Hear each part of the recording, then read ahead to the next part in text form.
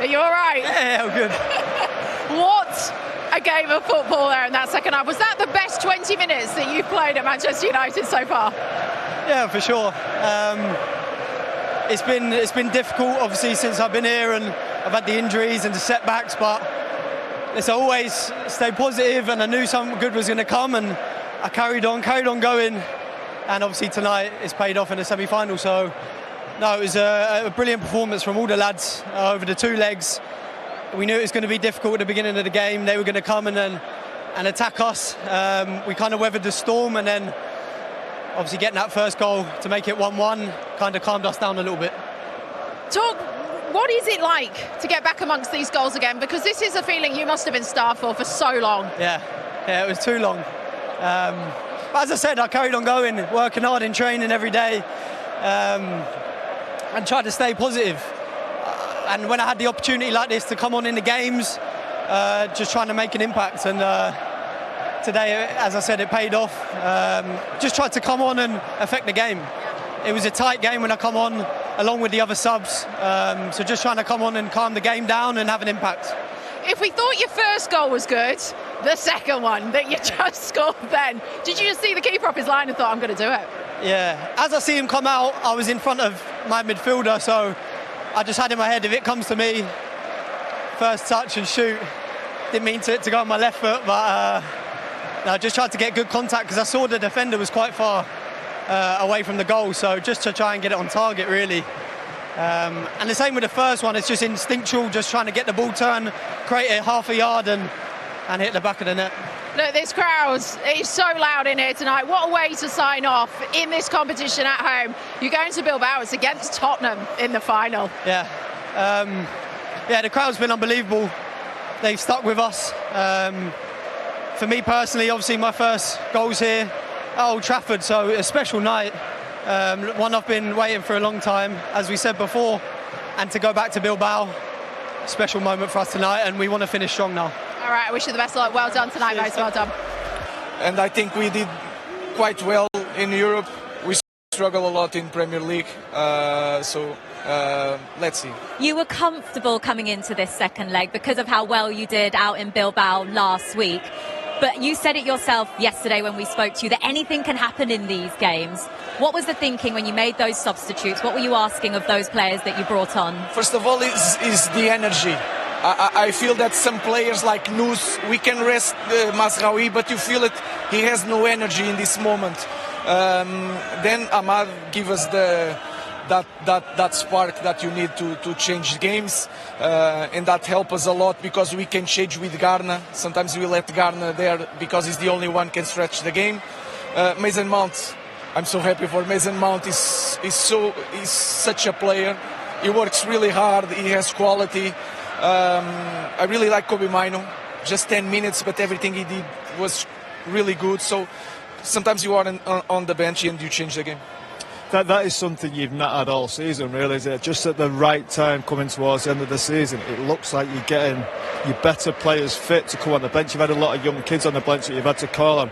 Now you've got the likes of Ahmad, who I thought made a big difference, and obviously Mason Mount, so pleased for him. Obviously a player that played in my position, attacking midfield player, but there's so many injury problems. You must be so pleased for him. Yeah, it's different. When you have a full squad, you can think about the game, and sometimes we had some games that we are surviving, trying to push one or another player, changing position, but with more options you can change the game, you can push forward, then push back again, and these kind of things help us to win games.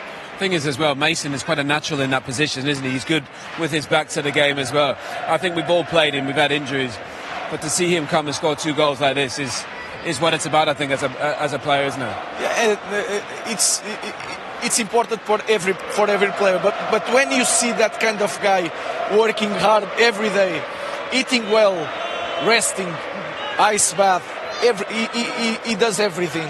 When you have this kind of player, you just want to help them, and then the quality that he has, like you said, he's perfect for that position because he can be a midfielder, he can run like a winger, he can play with his back for the goal. So I'm really happy for him. What's your record like in finals, Ruben? I started quite well in the beginning of my career. As a player? As a player, I just had one. I lost that one, but I'm confident that will change. First European final as a manager. Yeah, correct? of course. Yeah. Amazing. Yeah, it's How does that feel for you? in the moment. I'm just worried about the next game because to try to manage everything, not to get injuries for the final. But again, we need to win it. If we don't win it, it's nothing. Means nothing for us. So let's see. You've lost 3 times. Sorry to remind you, you've lost 3 times against Tottenham, who you Come on, will Jules, be we're trying to be Sorry, positive here. You know, just bringing the facts out. What's going to be the difference in the final? First of all, you have to think if you think in the odds, it's hard for the club to lose 4 times in a row. So we have that. We can think that way. I think we have to have full squad. That is really important, and we need to study the game quite well, and then we need to have a little bit luck because today you felt we suffered a goal, but we had so many transitions to score a goal. We didn't score. We have to be clinical in that game. Do you see similarities in the seasons that Manchester United and Tottenham have had in that they've been disappointing in the league campaign, but now both of you have this huge opportunity to salvage something from your season? It's all or nothing now. European football, Champions League football next season and a trophy. I think it's quite similar, even for me and Ange. It's quite similar. It's a tough moment. One of us is going to win. But it's going to be, I think, a big final, and we are going to try to win. You've had this connection with these Manchester United fans now. They're so excited. They're booking their flights. I don't know if there's even any left because it's so difficult to get out to Bilbao from Manchester. But to be there with your fans and lift a first trophy for Manchester United, that would be special for you. It's going to be... It's hard to describe what is to be a manager in this kind of club. And you want to give something to them because we were so disappointed during the season in Premier League. It's more important to give something to them than to put something in my sheet as a winner.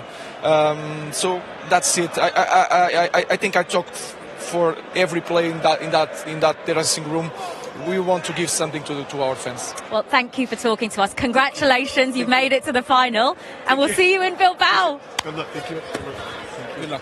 We look forward to it. 21st of May, Manchester United will be playing Tottenham in the Europa League final, Owen. What is Bilbao going to be like with all those English fans out there desperate to see their side win that trophy? But first of all, I just want to say what an amazing communicator he is, Ruben. Honestly, in such a tricky spell for the club and for himself, and to be as brutally honest as he is all the time, and you just want to see him do well. Like Mason Mount, for Ruben Amorim, it's been tricky. It's probably anticipated going a little bit easier, but they can finish it off with, winning a European trophy in his first one ever as a manager.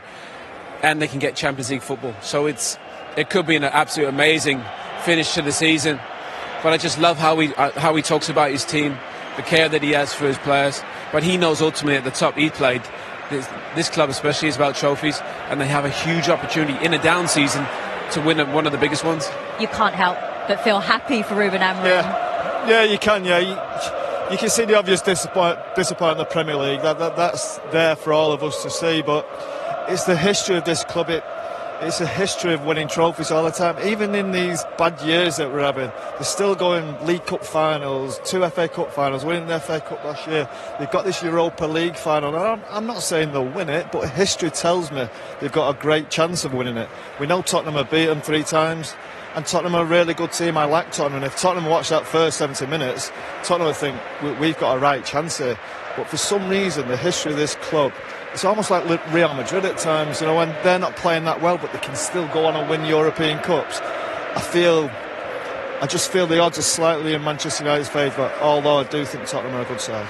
Energy's so different around this team right now. I know it's been a tricky season, but the positivity before the game, they had a little tricky spell during the game, and then the positivity at the end. I think about Ahmad coming back fit. He looked brilliant. Mason Mount being fit. Højlund getting a goal. Casemiro coming back into the side and being influential. It feels like time is right for this Manchester United team, but obviously Ruben made a great point. Everything's at stake for both teams. and it's going to be a fascinating final. I can't wait. It really is. We cannot wait. 21st of May. Well, strikers need goals, and he got on the score sheet tonight. Important for him. While we've been listening to that interview, we've also been listening to these Athletic Club fans who have travelled to Manchester in their thousands. And fair play to them, Owen. They haven't stopped singing, and it's not been a waste. They came here knowing that it was going to be the biggest ask to see their team come back. They saw a stunning goal and an amazing game, to be fair. And to be fair, they probably would have never envisioned 7-1 aggregate over 2 legs.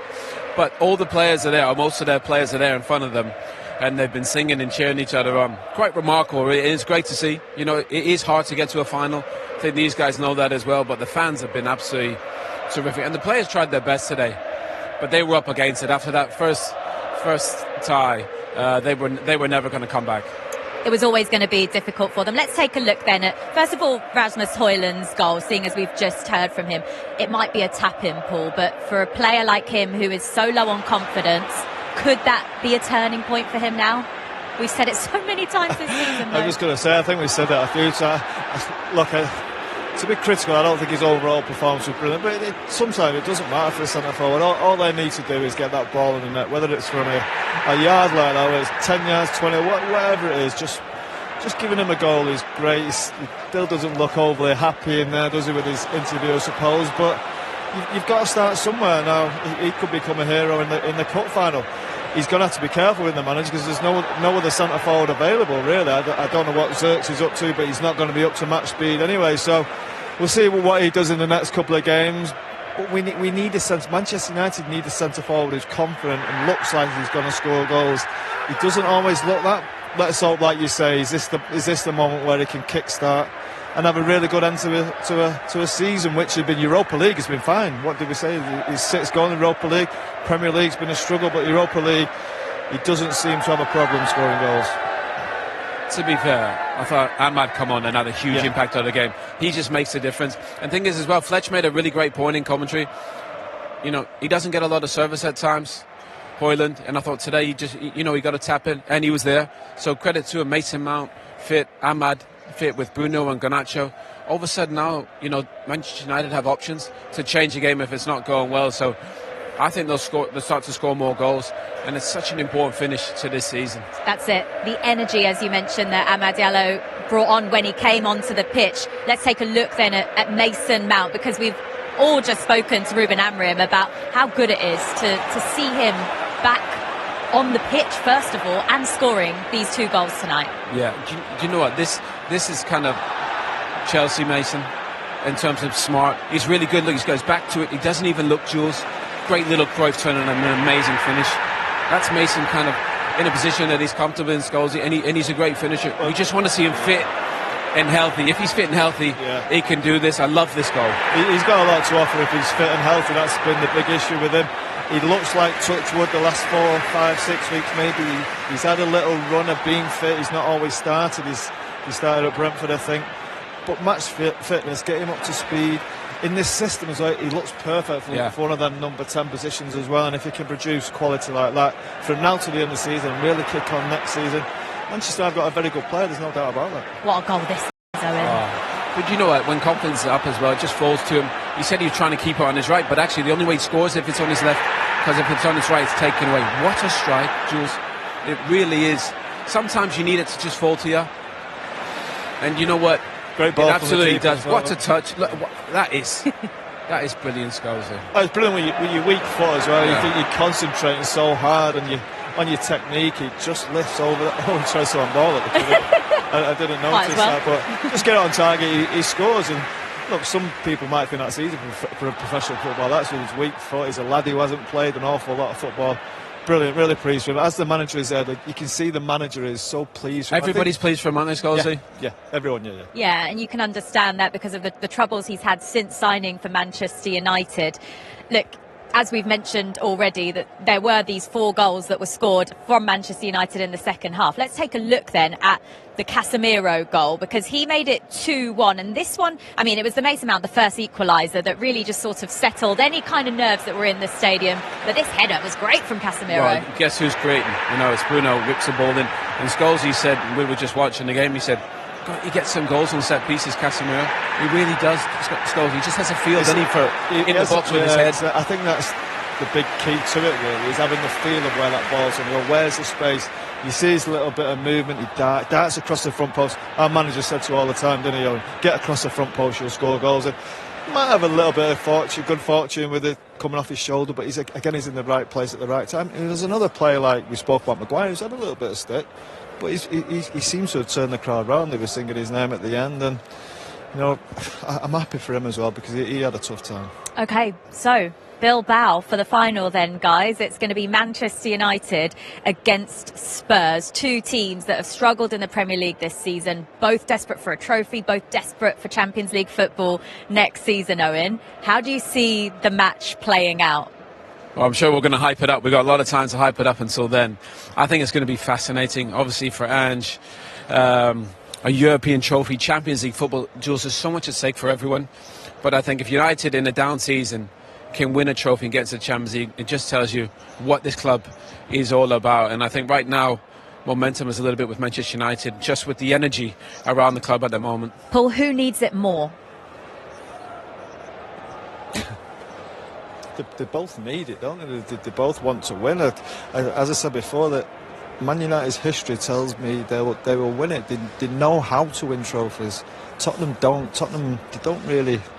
Well, I can't remember the last one. They won the League Cup a few years ago, I suppose. But I just think it's that experience, the size of the club, the history of the club will get them over the line. Now, look, I really like Ange. I think he's really good. He's got a really good team. But I just favour Manchester United.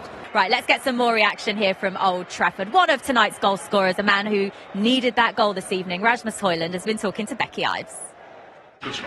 Rasmus, wow, what a night. Yeah. Got the job done, but never done the easy way, is it? Well, I think there was good control, even though they got an early goal. But I don't think they were.